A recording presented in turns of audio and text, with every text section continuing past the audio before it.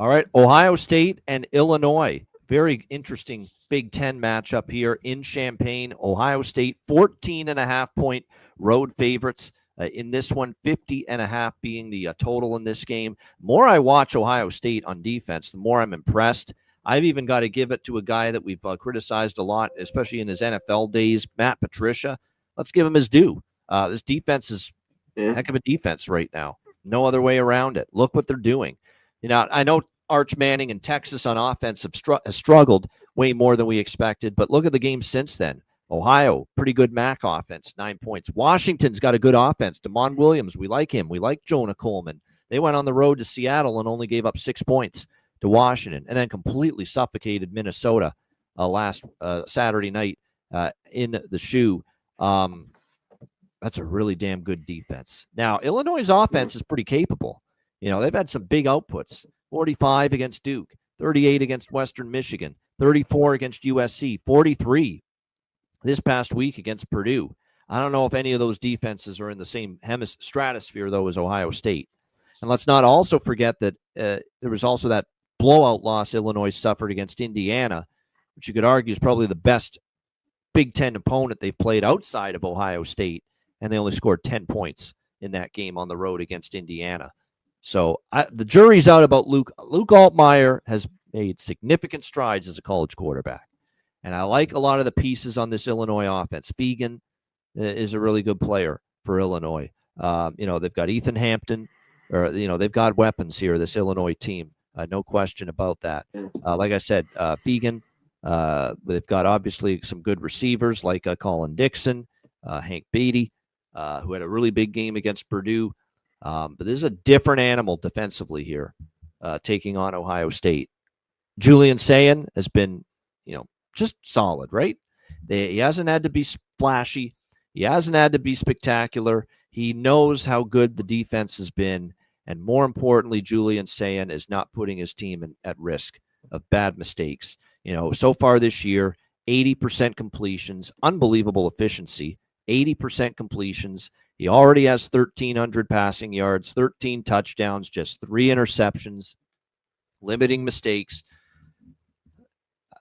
I always want to bet a home dog in this type of situation, usually 14.5. I don't know if I can do that.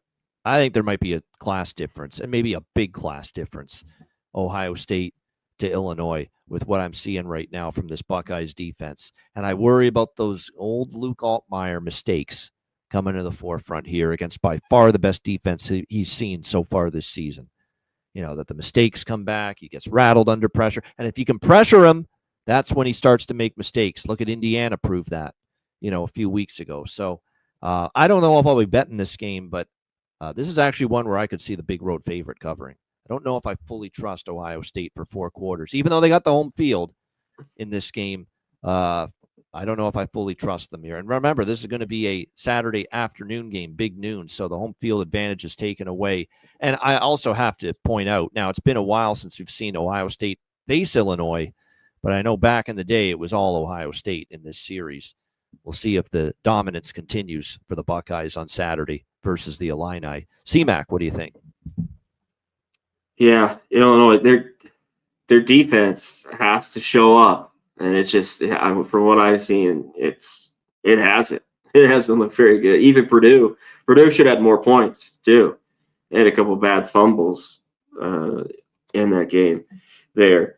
One thing that's just been a consistent bet for me is I think Ohio State could get their team total, but I just took any team that they played against, their team total under. And Illinois is probably going to be 17.5. It should be right around there.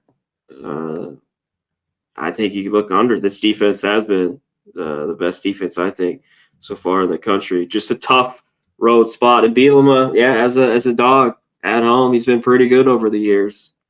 And they haven't played, since 17, 16? Oh, yeah. It's been a long time since Ohio State. They last played. Yep. Yeah, since they last played.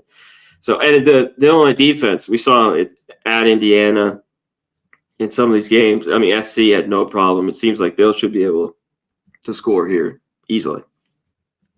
What do we get? We get a team up for it, a dog like this at home.